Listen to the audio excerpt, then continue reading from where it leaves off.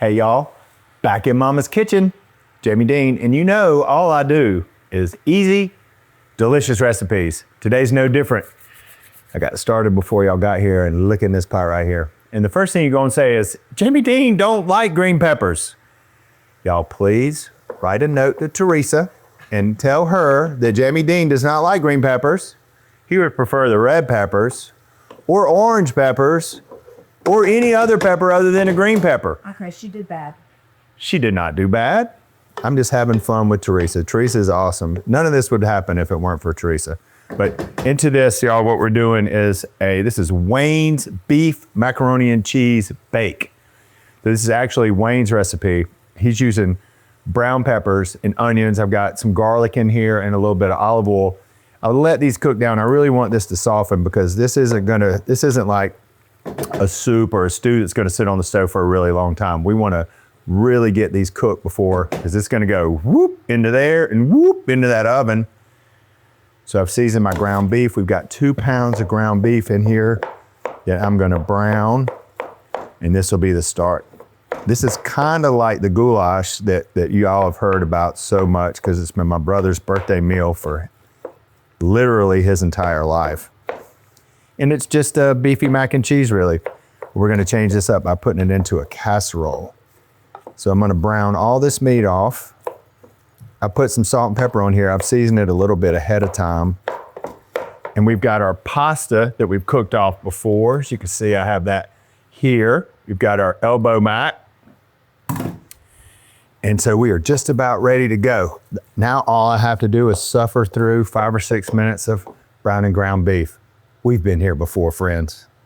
Why don't we take a break? And I'll see you when this gets done. Don't go anywhere. All right, y'all.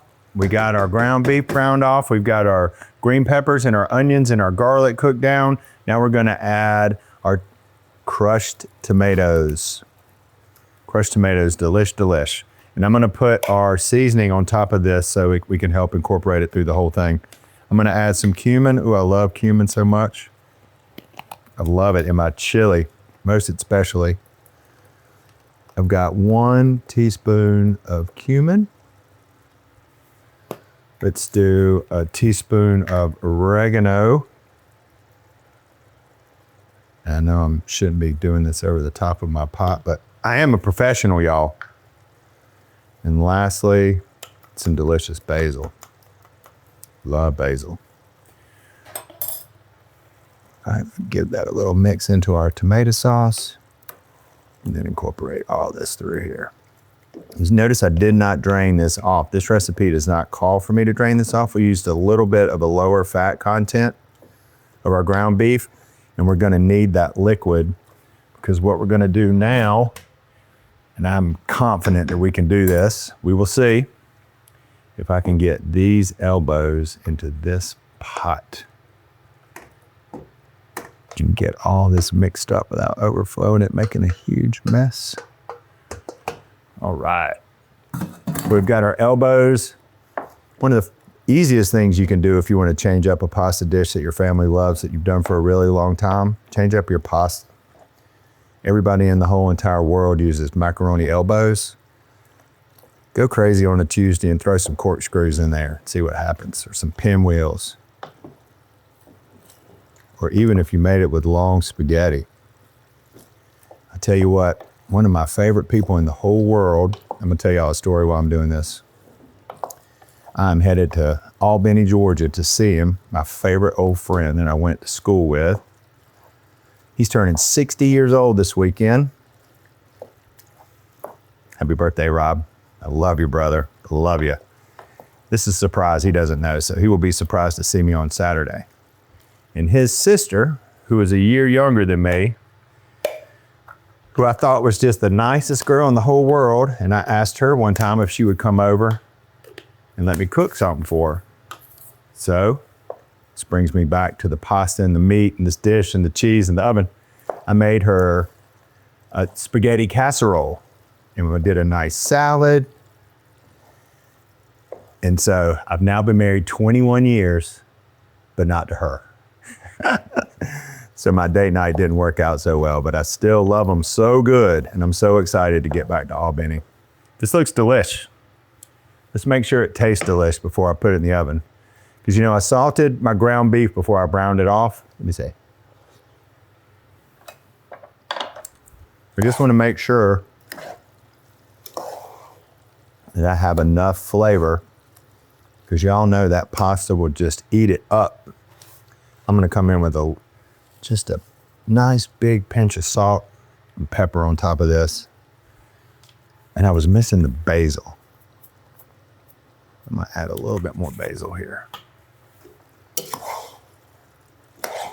Just a few more turns to get all this incorporated together. You could put some hot sauce down in here too. Ooh, wait. All right. Good enough for government work. We've got our casserole dish here. And Teresa has greased it up for me. Thankful for her. Let me make sure I don't burn myself. Where is that? There we go.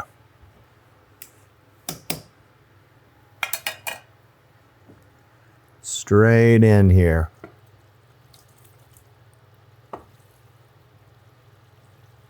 Boy, this is a fantastic day for this. And it's still a little cool outside. And if you're looking for something hearty, you'll find this recipe under the H's. And look how much I just put in this container. This is gonna be fun, y'all. Because guess what I'm gonna do now? Cover it all with cheese. Y'all think I ought to put it in a different container? What you think?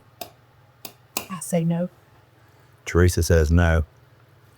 And We'll put it on a, we will put it on a pan to cook it for overflow. I am happy and have been blessed and lived a full and happy life following the advice of women around me. And if you say yes, I say yes too. But we might want to put a little pan underneath it. I'm not going to use both of these packs, but I am going to use about a pack and a half, I guess. Y'all, I'm guilty. I eyeball everything in the kitchen. You know, I was making chicken salad at the chicken box, and a lot of people enjoyed and ate my chicken salad at the chicken box. For 2 years, it took me 18 months before I put a recipe on paper, because I'm so hard-headed and I just do everything by myself, and that is not a good way to grow the chicken box. But I can't help it. Look at there. We're going in 350 degrees. We got 8 pounds of food in a 5-pound pan. Let's see how this turns out. Y'all don't go nowhere. Y'all know sometimes you just leave the casserole in the oven a minute too long. It just happens. Sometimes the casserole is in the oven for a minute too long. And what am I supposed to do? You know what I'm gonna do? I'm gonna eat it. I could have baked this a little bit and then added the cheese. I could have paid closer attention to the timer. I could have went and looked in there a little bit earlier. I did none of those things. So we're a little brown on the top, but I don't think anybody's gonna be too upset about it. What I mean to say is, not the prettiest casserole I've ever put together. It happens to the best of us. And to the worst of us. This is Wayne's Beefy Mac. It reminds me so much of the goulash that my mama makes for Bobby. And I guess when ground beef and elbows and cheese and heat and tomatoes and all that comes together, it's goulash no matter who calls it what. It's delicious Beefy Mac. This is the time of the year for this too. It tastes so cozy.